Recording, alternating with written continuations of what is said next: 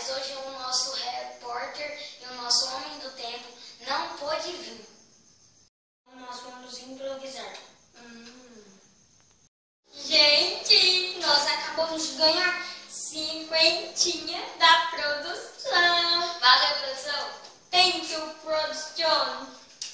Eu gastando o meu dinheiro.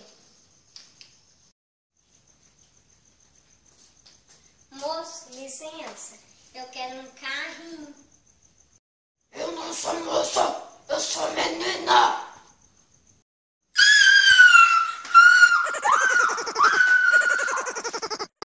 Então, eu não sou bocó, né, com certas pessoas, então eu vou fazer isso. Alô? É da concessionária que vende alguma coisa de 4 rodas? Ah, tá. Eu quero encomendar um carro. Ah, tá. Aí você traz aqui, tá? Depois de um tempo você... Tá. Oxe, cada pessoa que vem na minha porta. Mas ele tá me enganando de novo. Ué, o que é aquela caixa? Deixa eu ver aqui. Você foi enganado, bocó. Quem me chamou de bocó? O quê? Isso é o carro que eu paguei caro?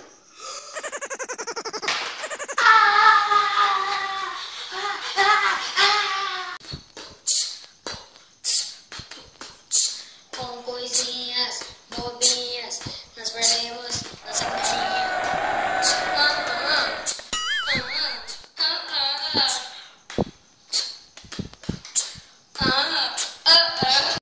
Então esse foi mais um Jornal Notícias do dia de hoje.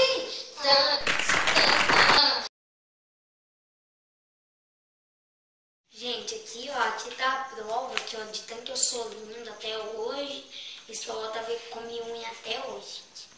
Aqui é eu, aqui tanto eu sou lindo. Aí essas duas fotos aqui, ó. Aqui ó, essa foto.